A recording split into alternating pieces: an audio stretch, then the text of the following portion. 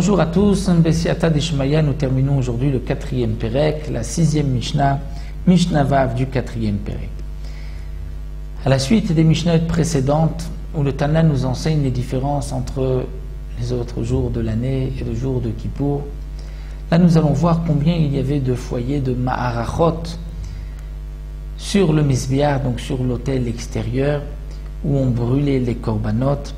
La Mishnah nous dit Bechol Yom Ayusham Arba'a Ma'arachot. Il y avait 4 Ma'arachot. Ma'arachot, c'est-à-dire, c'était des rangées de bois qu'on mettait pour brûler les korbanot. Il y en avait 4 tout au long de l'année. Ve'ayom Chamesh. Le jour du Yom Akpurim, il y en avait 5, une cinquième, dit Rabbi Meir, d'après Rabbi Meir. Pourquoi 4?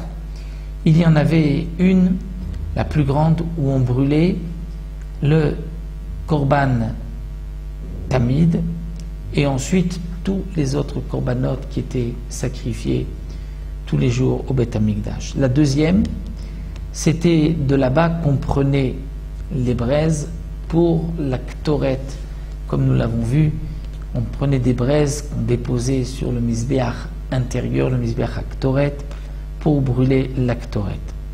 La troisième ma'aracha, c'était pour qu'il y ait toujours un feu sur le misbeach, comme c'est marqué Esh Tamid Tugad à la misbeach, le tirbé, un feu éternel, quotidien qui restait tout le temps, qui ne devait pas être éteint. Et la quatrième ma'aracha, c'était pour les membres et les graisses du korban tamid de l'après-midi, qui n'avaient pas été brûlés, toute la nuit, c'est-à-dire qu'ils n'avaient pas été consumés par le feu, donc on les mettait là-bas et on les laissait brûler. Yom Kippourim ont rajouté une autre ma'aracha pour prendre des braises, comme nous l'avons vu, pour rentrer ces braises dans le Kodesh à Kodashim. Donc d'après Rabbi Meir, il y avait 4 tous les jours de l'année et la 5e pour le jour de Yom Kippourim. Rabbi Yossé, lui, n'est pas tout à fait d'accord. Il dit Bechol Yom Shalosh va Yom Arba. Chaque jour, il y en avait 3. Et le jour du Yom Kippourim, il y en avait 4. Et Rabbi Yehuda nous dit non, Bechol Yom Shtaim va Yom Shalosh.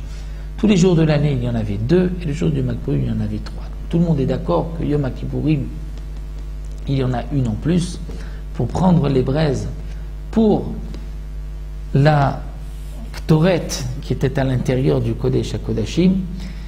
Donc d'après Rabbi Meir, nous avons vu que tout le long de l'année, il y en avait 4. Rabbi Yossé en enlève une et Rabbi Yehuda en enlève 2. Rabbi Yossé enlève une seule. C'est laquelle qu'il enlève, puisque lui considère qu'on n'avait pas besoin d'une ma'aracha pour les membres et les graisses du korban tamid qui n'avaient pas brûlé, puisque d'après lui, on les brûlait à côté de la grande ma'aracha. Sur les coins, on n'avait pas besoin de faire une ma'aracha en plus. D'après Rabbi Yehuda, il n'y en a que 2, puisque d'après lui, il n'était pas nécessaire qu'il y ait une ma'aracha, les kiyum ha'esh, c'est-à-dire pour qu'il y ait toujours un feu qui brûle sur le misbéach.